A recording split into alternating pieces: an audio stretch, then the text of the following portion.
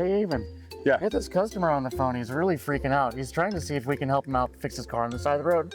What should we tell him? Oh, like diagnose it over the phone? Yeah. Okay. You want to roll the diag dice? Yeah. Yeah, no problem. Oh, injectors. All right, sir. Looks like we're going to need to replace your injectors. We'll be out there soon. What's going on over here, Lucas? So do you have a truck that has a misfire? Oh, yeah, I see that. Supposedly. Okay, and you Still burned some incense, said some prayers, all that? I did. I got bad spirits out. It's still misfire. Have you tried diagnosing it? You mean what? Check different things and see what is the source of the issue. That's a fucking good idea, man. Yeah. You can actually check if the misfire is whether compression or fuel related. How would we do that?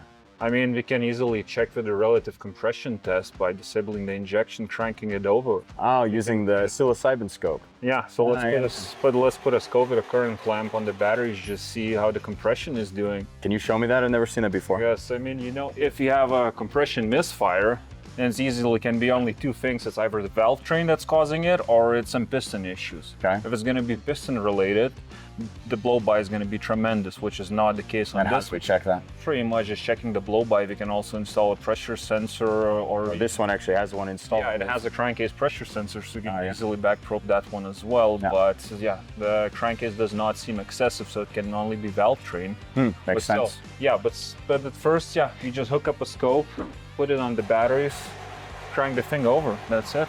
That's how we're gonna get it. And what do you monitor here on the computer? It's just a cranking current. Okay. Because anytime the starter is trying to push the pistons up on the compression stroke, it's gonna be reflected on the current waveform. Lower compression, we're gonna have lower current and a lower Yeah, spike on the that's graph. easily gonna be very good. visible on the scope. Yeah, makes sense. So, and after that, the next logical step to do is pretty much just go to the valve train.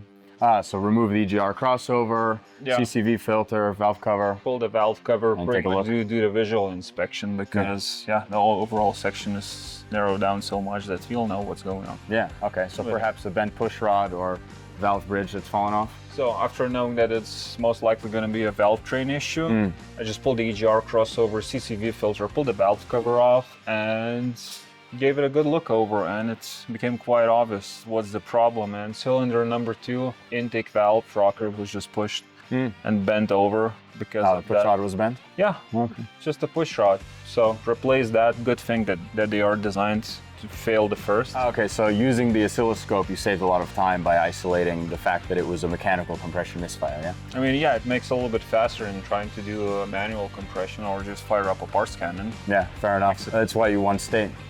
Guess so. Nice.